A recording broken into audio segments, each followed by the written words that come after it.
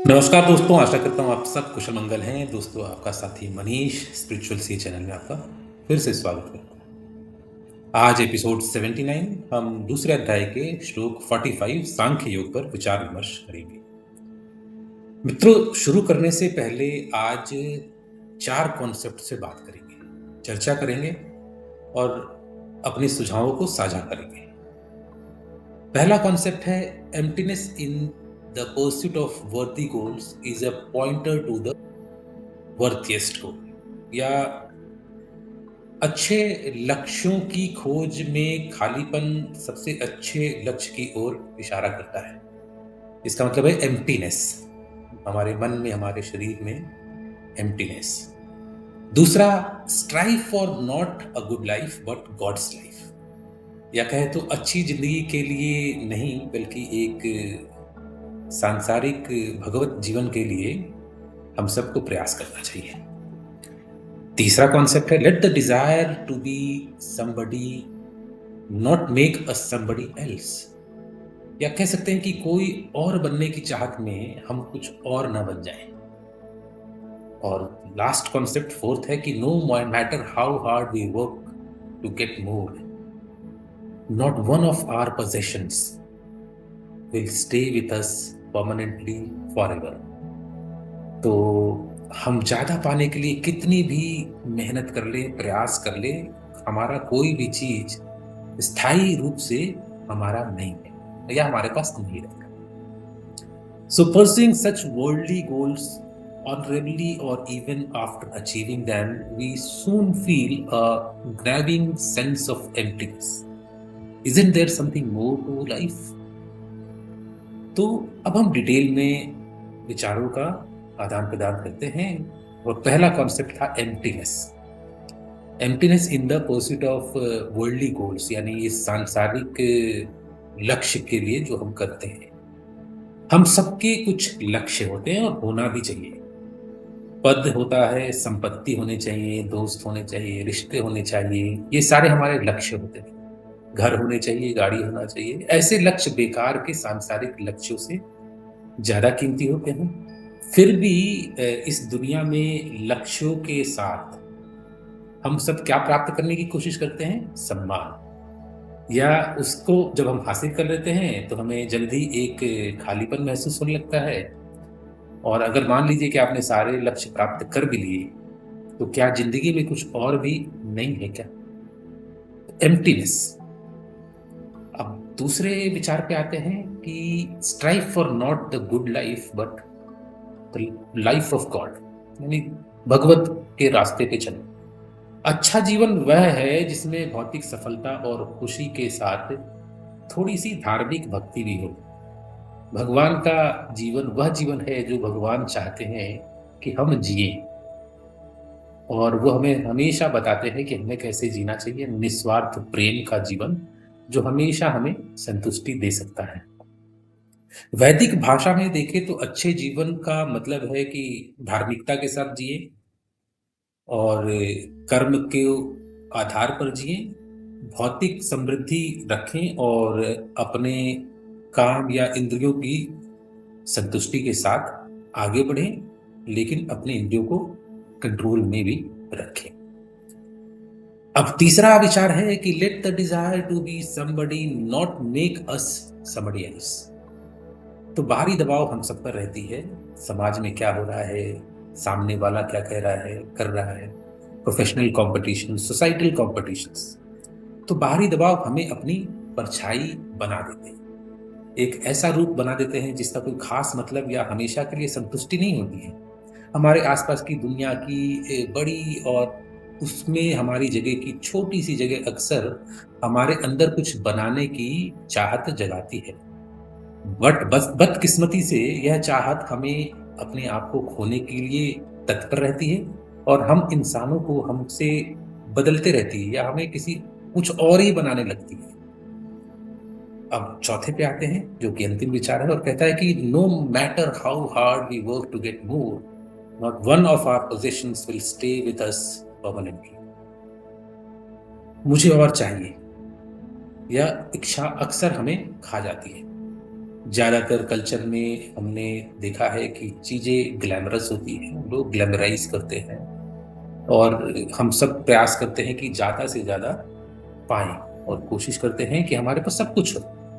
शुक्र है कि हम चीज़ों को अपनी इच्छा से मोड़ नहीं सकते, नहीं तो हम नदी की धारा को भी निरंतर मोड़ते रहते और समुद्र को भी मोड़ देते। तो हम खुद अपनी और हमारी हमेशा रहने वाली आत्मा, जो हम भगवत रास्ते पर चलते हैं तो आत्मावान बनते हैं। और एक हम कहते हैं कि हमें या आपको मुझे खुद चाहिए।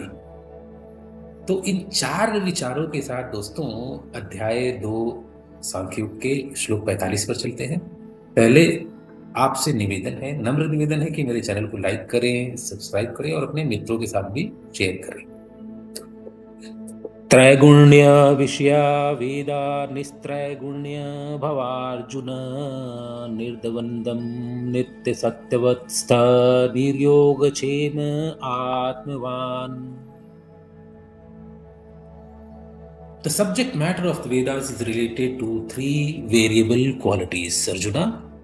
Be one who is free from the hold of these 3-fold qualities, from the sorrows of the pairs of opposites. Be one who is ever established in Sattva Guna, who is free from anxiety of acquiring and protecting, and who is a master of oneself. वेद प्रकृति के 3 गुणों का वर्णन मिलता है। हे अर्जुन, तो कृष्ण जी कहते हैं, हे अर्जुन, प्रकृति के इन 3 गुणों से ऊपर उठकर विशुद्ध आध्यात्मिक चेतना में स्थित हो जा। परम सत्य में स्थित होकर सभी प्रकार के द्वैतों से स्वयं को मुक्त करते हुए भौतिक लाभ हानि और सुरक्षा की चिंता किए बिना आत्मलीन हो जाओ। तो ज्यादातर लोगों के लिए स्पिरिचुअलिटी या मेडिटेशन क्या है? बहुत सारे लोग आज के ज़माने में देखेंगे कि आप स्पिरिचुअलिटी या मेडिटेशन एक मज़ा और पावर या इन्फ्लुएंस बनाने का एक तरीका बन गया है।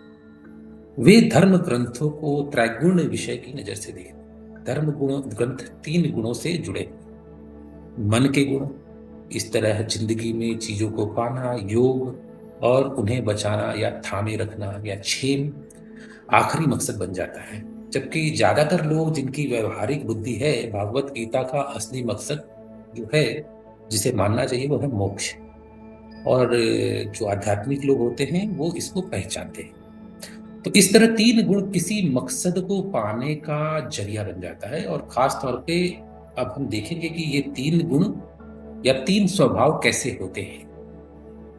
तो इन 3 स्वभाव में पहला है सात्विक, दूसरा है राजसिक और तीसरा है तामसिक।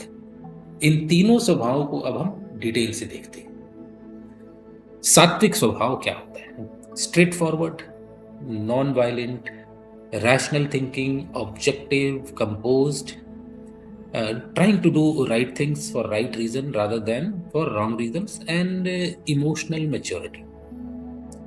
दूसरा राजसिक स्वभाव क्या होता है? Centred on and driven by personal likes and dislikes, यानी राजा क्या चाहता है, क्या नहीं चाहता है, उसकी अपनी मर्जी। ऑफन इग्नोर्स फ्यूचर रिपरकशंस, वो ज़्यादा सोचते नहीं है भविष्य की, जो चाहते हैं वो करते हैं। और सेलेक्टिव नॉलेज, लिमिटेड नॉलेज होती है इन लोगों के पास। अब देखते हैं कि तीसरा स्वभाव तामसिक स्वभाव, सीज अधर्मा एज अ धर्म, यानी वो गलत चीजों को सही मानते हैं। Lazy, looking for quick shortcuts, वो आलसी होते हैं, उनको शॉर्टकट चाहिए। Doesn't want to work hard nor inquire, मेहनत नहीं करना चाहते हैं, इन्वेस्टिगेट या इंक्वायरी नहीं करना चाहते हैं। और wants to be spoon fed, यानी कि सब कुछ सोने की चम्मच से उनके मुंह में दे दिया जाए। तो इन 3 स्वभाव के साथ दोस्तों चलते हैं कंक्लूजन की तरफ। कंक्लूजन क्या है, निष्कर्ष क्या है, उस पर चर्चा करते हैं। तो निष्कर्ष आज एक ही है जो बहुत ही मुश्किल है, लेकिन प्रयत्न करना चाहिए। We need to shed material consciousness because it makes us spiritually unconscious. It makes us unaware of the treasures that in ours due to our eternal devotional connection with Lord Krishna, our supremely wealthy parents. तो असल में हम कृष्ण जी की प्रेम भरी सेवा में मिलने वाली खुशी को महसूस नहीं कर पाते।